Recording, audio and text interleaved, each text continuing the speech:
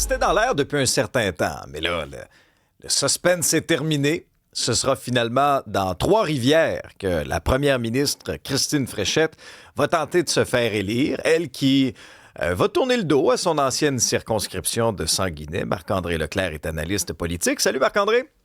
Bonjour Alexandre. Est-ce que c'est une bonne décision dans ton esprit?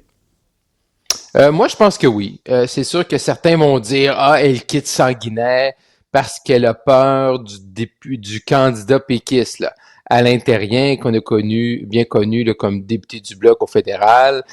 Et là, on va dire, ben là, elle a peur, donc elle quitte Sanguinet.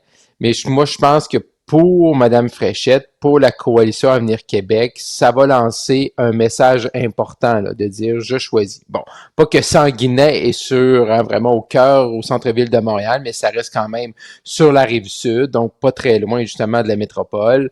Là, présentement, de dire je m'en vais dans Trois-Rivières, là je suis né, mes parents habitent encore là, ça va lancer quand même tout un message par rapport à l'importance pour Mme Fréchette qu'elle veut accorder aux régions. Là.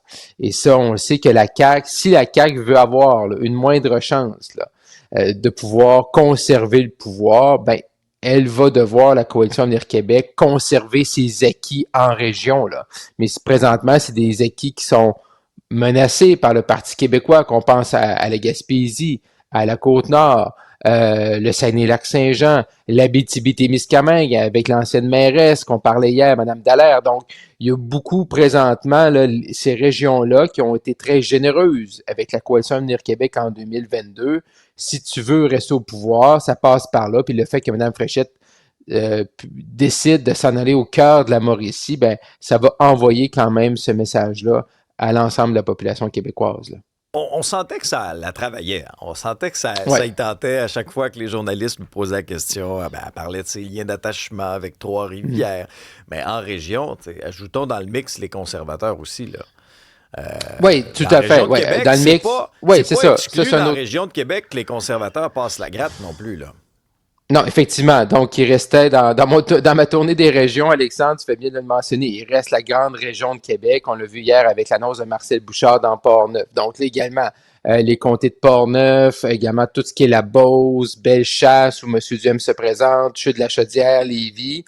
Là, c'est les conservateurs qui vont, euh, qui vont menacer la coalition Avenir Québec. Et ce qu'on attend aussi en coulisses, c'est que c'est sûr qu'il y a eu beaucoup de départs dans la capitale nationale. Geneviève Guilbeault, Éric Kerr, Jonathan Julien, Sylvain Lévesque, Mario Asselin. On me dit que les premières annonces à Québec s'en viennent. Là. Donc, ça aussi, ça devrait s'en venir du côté de Mme Fréchette. On me parlait même d'ici la fin de la semaine. Donc, est-ce que vendredi, samedi, dimanche, Mme Fréchette? Donc, la coalition, elle est attaquée partout dans toutes les régions. On vient de faire le tour. Donc, à partir de ce moment-là, ça va lancer un message quand même assez important. Et c'est sûr que là, ça fait quelques jours, depuis qu'on a commencé en fait, depuis le départ de Jean Boulet, Ouais. Alexandre, le 17 juin dernier, qu'on parle justement que quelques jours plus tard, je pense que c'est 24 heures plus tard, déjà, Trois-Rivières on commençait à entendre Trois-Rivières en coulisses. C'est sûr que ça peut paraître long, parce qu'on est pressé, puis on aime ça savoir ce qui s'en vient. Mais quand même, 12-13 jours entre le temps que M. Boulet quitte, on lui fait ses hommages, que Mme Fréchette et son entourage, comment elle s'est pensée. Puis moi, ce que j'ai hâte de voir, c'est qui sera dans Sanguinet, là. Et là, ça doit faire partie, pour que l'atterrissage de Mme Fréchette se passe bien dans Trois-Rivières, je pense qu'il faut également que rapidement, on annonce aux gens de Sanguinet, ben voici qui va vous représenter. Et idéalement, il faut que ce soit une figure bien connue là-bas. Là. Oui, pour justement marquer les esprits, Ouais. pour pas que les citoyens de Sanguinet se sentent un peu délaissés ou abandonnés. Ça, c'est aussi, en contrepartie, le risque de Mme Fréchette. Oui, elle peut faire des gains sur le plan de l'image au niveau du lien avec les régions, mais moi, je me mets à la place, mettons, des électeurs de Sanguinet. Comme, voyons, on avait une première ministre dans le comté, puis là, elle s'en va. Ça peut être une lame à double tranchant, il faut faire attention.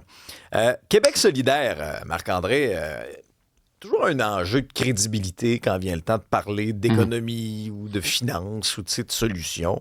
T'as pensé quoi de la proposition d'imposer à 100% le gain en capital pour les ventes immobilières? Je regardais le point de presse de Ruba Gazal. c'était vasouilleux. C'était une position compliquée à défendre. Là.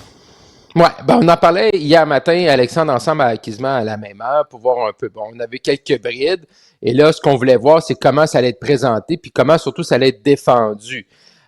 On comprend l'objectif qu'ils veulent viser. Est-ce qu'ils ont le bon remède? C'est là que j'ai un point d'interrogation. J'ai entendu Mme Gazal hier nous dire à plusieurs entrevues, dit même moi, ma sœur, elle a un triplex, elle n'habite pas dedans, donc elle aussi, le 100%, on imposerait le 100%. Mais en nous donnant cet exemple-là dans sa famille, Mme Gazal nous montre justement que ça va toucher des petits investisseurs, là. Donc, pas ceux qu'elle veut justement endiguer, là. Parce que c'est sûr, puis déjà, il y avait hier un communiqué de presse du Parti québécois, puis déjà, on attaquait la position de Québec solidaire. Et si tu es une autre formation politique, Alexandre, qu'est-ce que tu fais, là? Tu vas chercher des petits exemples, là. Tu sais, Claude et Martine, à Rimouski, qui ont travaillé toute leur vie, puis que là, ils ont un triplex, puis ils en ont deux, puis qui offrent des logements à des gens qui en ont besoin, quand même à un prix, compétitif, qui feront pas des millions, puis eux, ils vont être touchés, là. Fait que ça, tu te prépares des beaux scénarios, pour la campagne électorale, là. Donc, je comprends. Mme Gazal puis QS ont raison de prendre la crise du logement puis de dire on va en faire un enjeu important pour nous. Ça, c'est clair. Oui, parce que, un, c'est un enjeu, puis deux... il faut faire quelque chose, là. Il faut faire la bonne affaire. Oui, puis en plus, Québec solidaire, dans les circonscriptions qu'elle veut conserver, Québec solidaire c'est un enjeu encore plus criant que dans bien des secteurs, que dans d'autres circonscriptions. Donc ça, c'est important. Après ça, est-ce qu'elle nous dit qu'elle va nous offrir un bouquet puis va avoir une plateforme complète? Est-ce que cette mesure-là était nécessaire dans leur buffet? Peut-être pas non plus. On verra aussi durant la campagne qu'on a l'ensemble des mesures, mais peut-être que cette mesure-là, justement, va faire plus de bien que de mal. Et normalement, Québec solidaire aurait dû avoir appris de 2022 sur la taxe orange et sur le fait d'imposer ou de taxer davantage des gens qu'on dit dès que tu as 1 million d'investissements, mais je veux dire, ça, c'est qui? C'est tout le monde un peu quand tu commences à calculer. Donc, c'est un rappel, je pense, là, à 97 jours du vote aujourd'hui, de faire attention à ça, là, présentement. De les mesures que, oui, tu vas attaquer peut-être des gens, des investisseurs, mais là, par la bande, dont la sœur de Mme Gazal, que je pense pas qui est la personne qui est problématique là, de la façon que Mme Gazal décrit la situation de sa sœur. Mais moi, Marc-André, sais-tu quoi, moi? Ce qu'ils m'ont prouvé encore une fois hier, c'est qu'ils ont renoncé à être un parti de gouvernance. Là. Souviens-toi ce que Gabriel Nadeau-Dubois voulait faire. Là. Il voulait faire prendre un virage à ce parti-là. Oubliez ça. Là. Je pense que là, ils sont revenus là, entre eux autres. Là. Puis après ça, je vois pas avec des propositions comme ça comment ils peuvent séduire les Québécois, comment ils peuvent même un peu monter dans les sondages. On verra bien là, dans le prochain. Ça, le débat est fait, Alexandre. Une fois que l'approche de M. Nadeau-Dubois a été mis de côté, justement, il a essayé de tourner ça vers un parti plus pragmatique. Ils n'ont pas voulu, puis à la fin, c'est leur décision. Après ça, c'est la décision des électeurs de décider pour qui on décide de voter. Merci Marc-André. Salut. Merci, à demain. À jeudi. Oui.